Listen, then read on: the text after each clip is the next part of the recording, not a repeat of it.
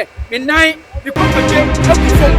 Me put Not yes, because I mean, yeah, no phone somebody yeah, tenti, yeah, who am I?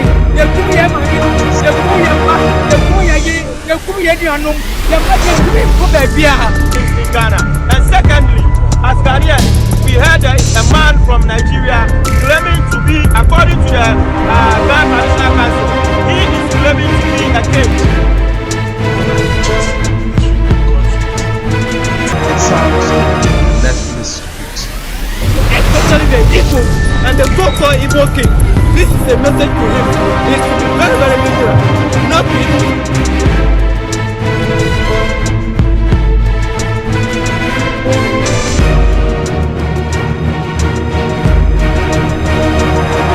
Welcome back to the channel. I appreciate you for returning, and I hope you and your loved ones are well, loving yourselves and extending that love to others. As always, I'm deeply grateful for the support you give this platform. To my channel members, anonymous supporters, and every single subscriber, you are valued, celebrated, and appreciated. Today, we need to have a deep, unfiltered conversation about the state of the country Ghana and the rising fears not just among Ghanaians but across Africa. These fears are fueled by recent events that demand our attention. You remember that I recently reported on President John Dramani Mahama's decision to support Palestine with tons of cocoa products. Ghana, being the world's second largest cocoa producer, made a bold political statement. But that decision did not sit well with the West, particularly with nations backing Israel's war against Palestine. And then, almost immediately after that diplomatic earthquake, a chilling incident occurred. The helicopter carrying some of Ghana's most prominent figures went missing for several minutes and then crashed. The shocking truth? That helicopter was originally meant to carry the President of Ghana himself. According to reliable reports, he was scheduled to be on board, but asked the team to go ahead without him due to another engagement. That single decision, almost by chance, saved his life. This has triggered serious questions across Africa, especially among Pan-African thinkers. Is the West targeting John Dramani Mahama? Consider the context. Mahama is steadily aligning himself with the vision of the Sahel states. While he remains a democratically elected leader, his policies and alliances increasingly echo those of the Sahelian leaders, sovereign-minded, anti-neocolonial, and resistant to Western pressure. He has been seen multiple times in close meetings with Sahel leadership, signaling cooperation and mutual respect. Economically, Mahama's leadership has produced another shockwave. The Ghanaian cedi is now performing so well that it's competing head-to-head with the US dollar, even to the point that the dollar's influence in Ghana's economy is being neutralized. The one untouchable power of the dollar in Ghana is now fading, a move that both empowers the nation and undermines the cornerstone of Western economic dominance. Mahama's policies have implications far beyond Ghana borders. If other African nations adopt similar economic strategies, the shift in power could transform the continent, and not in favor of Europe or America. That makes him a political force with the potential to change the African landscape, and for some global powers, that is not something they will tolerate quietly. So, is Mahama's vision simply a bold step toward African self-reliance, or has it already painted a target on his back? Let's stop pretending. The air in Ghana's political space is getting toxic enough to choke even the most loyal patriots. There's a dangerous rumor spreading like wildfire that there's an assassination plot against the president. Some dismiss it as a conspiracy theory. Others treat it as insider truth. But here is a controversial question no one seems ready to ask. What if it's real? And what if it is? What does that say about us as a country? This isn't just about whether you like the president or not. This is about the soul of Ghana. And right now, the soul is looking bruised, bitter, and disturbingly comfortable with the idea of political violence. The whispers grew louder after the recent helicopter crash. That helicopter crash, the one that killed 8 people and allegedly had president's name on the flight, manifest before plans changed. Was it coincidence? Fate? A warning? We may never know. But the aftermath has been ugly. social media flooded with vile messages, people openly calling for the death of the president and even the first lady. This is uncalled for. This is not Kwame Nkrumah's Ghana. And here is the most disturbing part. Many aren't even ashamed to say it publicly. This is a very dangerous shift in Ghana's political culture. When did we cross the line from healthy political criticism to murderous fantasies?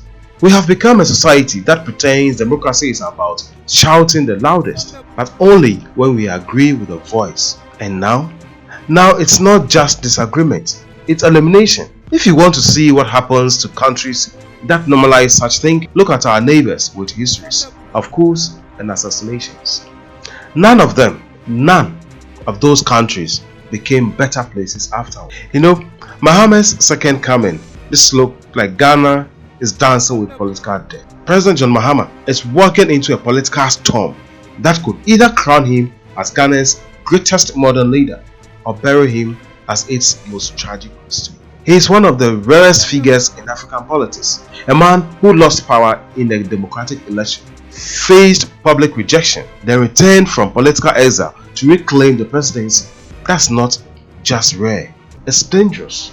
In African politics, second chances aren't gifts, they are loaded guns.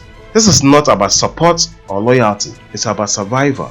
And survival in Ghana's high-stakes political game isn't guaranteed by popularity or even performance. It's guaranteed by the one thing our leaders never talk about openly: the ability to outlive your enemies. Let's stop pretending, my people. Ghana's deadliest political assassins have never worn military boots in the streets. They have worn tailored suits, smiled on camera, and toasted glasses at the same table as their targets. They have been the ones shaking the president's hand in public and tightening the nose in private. Mahama is not just facing the opposition, he's facing the ghost inside his own camp. And here is where Ghanaians need to wake up. If you think removing President Mahama violently will save the country, history says you are dead wrong. You are dead wrong. The man who comes after might be worse, hungrier, greedier, and with no fear of public backlash. We have been here before. It ends with chaos in the streets, curfews at night, and empty markets by day. This is bigger than liking or hating Mahama. This is about whether Ghana's democracy is strong enough to survive its own people. Because right now, we are flirting with a kind of political instability that has reduced other African nations to rubble. Ghana has one flag, one fragile democracy, and one leader who, for better or worse, has been given the keys a second time. But the second chance is only valuable if you live to use it. And the truth is, in Ghana's political history, power is never handed over twice without someone trying to make sure it's the last time. God bless Ghana. May God help Mahama, because his biggest enemies might be sitting right next to him. Loyalty, we say, is Ghana's most lethal political lie. In Ghanaian politics, the word loyalty is not a virtue, it's a weapon. Presidential security is not measured in the number of AK-47s in a convoy or the thickness of bulletproof glass. It is measured in the trust placed in the people closest to power. The ones who pour the tea, handle the diary, and know which road the motorcade will take before it leaves the gates. And here is the truth we refuse to say. The truth we refuse to say out loud. In Ghana's history, presidents have never lost their own crowns to angry mobs in the streets. The most dangerous threats have worn expensive suits, sat in cabinet meetings, clapped the loudest during speeches, and plotted in the shadows. Betrayal in our politics is not loud. It doesn't match with placards or chant slogans. It smiles, it salutes, it whispers. Yes, it's the president, while dialing the very number that will seal your fate. We treat loyalty like it's a badge of honor, but in Ghana's corridors of power, it's a mask that hides ambition, resentment, and the hunger to replace the man he swore to protect. In politics, the most loyal man is often just the most patient traitor.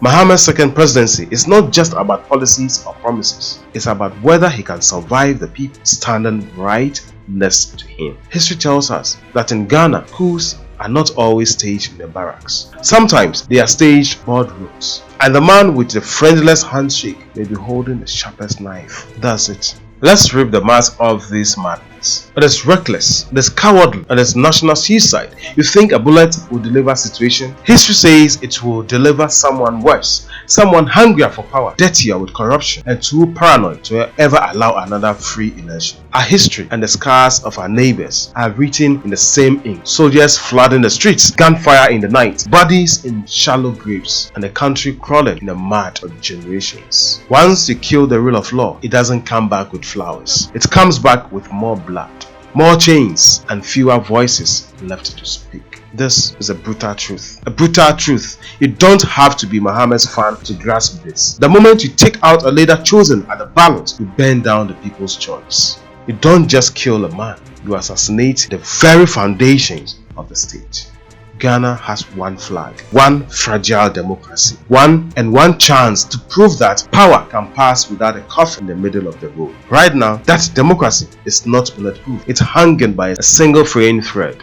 God may bless Ghana, but if Ghanaians refuse to defend the institutions that keep this nation standing, no prayer, no anthem, no flag will be enough to say it. This is David 360, and the question we are asked: are we ready to face the consequences as people are calling for the assassination of Ghana's president? Is that what really want? We'll continue to ask the difficult questions.